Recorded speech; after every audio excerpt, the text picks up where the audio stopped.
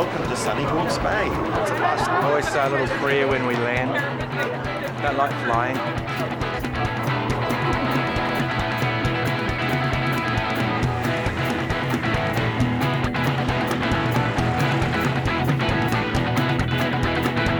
I get over the put down, I get over the fall, I get over the mess new, but I can't get over you at all. Can't get over you. We paid our dues. We started at the bottom of the bill supporting other groups and then played really well. I did stand there thinking, holy shit, these guys are very good and the temperature is hotting up around town. You know, we're going to have to up the ante to take them on. It was a very competitive time. We got asked to do the Windsor Castle, which was a premiere type of gig, even though it was just a scungy pub. But it was where the bands played and we kicked off there and they liked us. Well, full-on night at the Windsor was like a full-on night anywhere. You know, people just get liquored up and just jump up and down and have a good time. And the place would just go off. And the glue pot, of course, the blessed glue pot. I can picture that too, looking down from the stage right back to the front door. You know, people standing on tables, hanging on to things just so they could get a glimpse.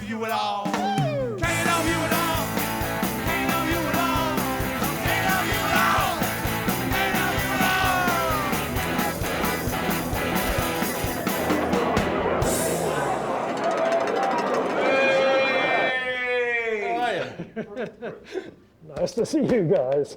The sixth dude. Charlie Gray. My wife and I had a cafe in Auckland and we had a big performance space and the dudes played there. And then Peter and possibly one or two of the other guys came in and asked if I would be interested in fulfilling the management role. We all felt that he had the drive and enthusiasm and possibly a bit of, you know, a marketing flair, and he was also a drummer as well, so obviously a bright guy. Good to see you, Charles. You created us. You created this monster. I thought it was Eldridge. And we hadn't struck this manager thing before, this guy who was like an outboard strapped to their asses, sort of thundering along. My interest was the artist, and I dealt with venue managers. It didn't make me popular with venue managers. The accommodation, the meals, just everything was just, you know, so substandard. And Charlie went, no, not us. 9 weeks they went away on one tour. It's not getting up yourself to say, hey, couldn't I have a half reasonable motel room all by myself? You know, and we still love these confrontations because Charlie would just, you know, just puff his chest out and go, that's the way it's going, otherwise we're not playing. You're not booking us. And you know you want us. And so it was this, you know, showdown at the OK Corral, and he won. I'd like to thank all those who deserve to be thanked. I'd like to thank Festival Records, Charlie Gray, our manager, who a lot of you hate. And you'd look at Charlie Gray, the dudes, who was the star here, you know, because Charlie was so manipulative and pushy and demanding, and I've got an ad, I want a story, you know, all this kind of thing, which is all a bit new. It was kind of interesting. He used to say to them, you should drill it into them, he said, if you want to be treated like stars, you must behave like stars. And so they did, and that sort of came back on Charlie big time, actually. I hope that what I was talking about was being professional. On $150 a week, you couldn't live like too much of a rock star. You know, driving cars into swimming pools and through windows and throwing 14-year-old girls off 14th floor balconies. It doesn't necessarily follow that if you want to be a star, you have to behave like a pig. Give or take the shaving cream. It was a dude trademark, and it used to slightly annoy me because I'm the one who has to pick up the pieces. So they'll want the good accommodation, but when they leave the good accommodation, they will leave all the drawers full of shaving cream, or bury the TV set in shaving cream. Probably shave cream and fire extinguishers would have been quite big too. Things that shoot things are always fun when you've got nothing to do. I'd like to think that now he's seen more as a visionary. He was trying to raise the level of musicians and performers so that they would be taken seriously. It's really good to see you playing at full houses and all that sort of stuff. That's the Northwood. Hey, it's been 26 years between drinks, Charlie. Jesus, yeah. What was your reaction when you first heard that we were Doing this tour? getting a band back together? The first thing I thought of was, last I'll make some money. This is all you get. That look. You people have got that look.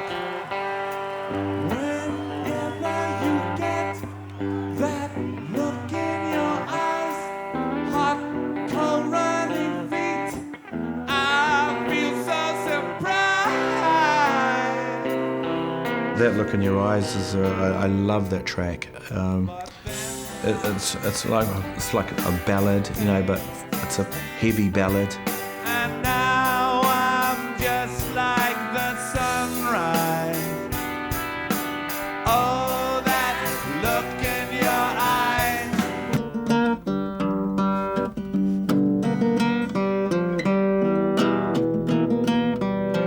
So it's just, you know, it's the same notes over different bass notes, and then you have that sort of Beatlish progression, that seventh-y.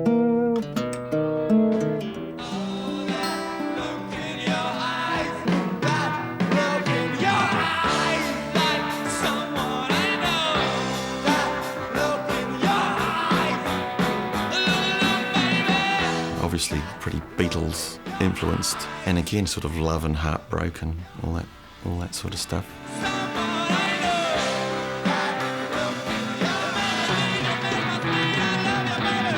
The dudes, of course, had no problems. They'd have all these hundreds of women all hanging around them. Same with Ho'osauna. Citizen Band wasn't quite so healthy like that, no. We had nice girls anyway. We had good-looking girlfriends of our own. Initially, Peter and I clicked because of music. He's got a fantastic personality. I mean, he has a way of making everyone feel good. So, you know, I really had to share him around. He was a terrible flirt. There would be seemed to be this swarm of good-looking girls, and then guys knew that good-looking girls went to see the dudes, so they'd come along, and, you know, it started a chain reaction. Well, I mean, there's nothing wrong with pretty girls. You know, as I say, I'd look at other bands and they'd have these huckery old moles, and I think, no, I'd rather just go without, you know. So our standards were high, you know. We had high standards, which is fair enough.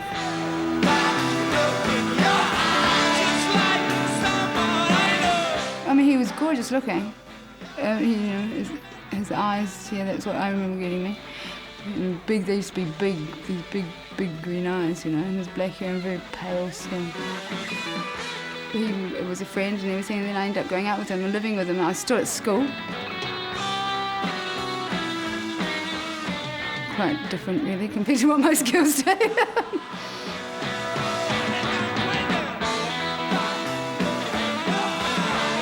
Charlie wouldn't want us going on tour because Ian was like, he said to me, like, the sex symbol, and we want girls to, you know, the groupies to hang around because then we sell more records, and if you're hanging there, well, we won't get the groupies and we won't sell as many records. And that was the explanation given to me, which just really made me so wild. Groupies they'll fucking, excuse me, sleep with anybody. In any band, as long as they're in a band, so to speak. I was the oldest and I had an attitude about people that weren't authentically there for the music. If they were just there to bathe in the orbit of, in the light of celebrity, you know, that really annoyed me. I mean, they really did get sick of them. I mean, they'd do anything and everything. And, you know, guys, when they're out of it and they've got some women sort of pushing a bit of pussy in their face type of thing, you know, and they're out of it, you know. I mean, he talks before this talks, you know, and that's it, you know. I can take the criticism, and I can take the feedback, and I can take the late hours, I can take the eggs. I just can't do without that look.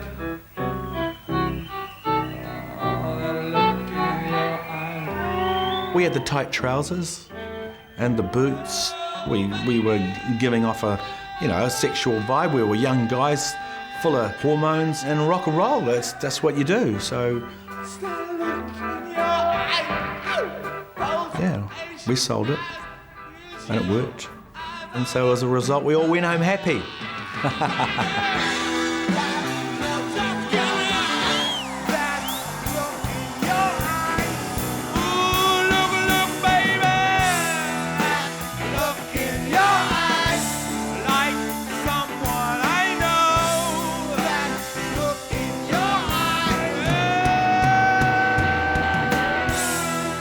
I felt something hit me in the face.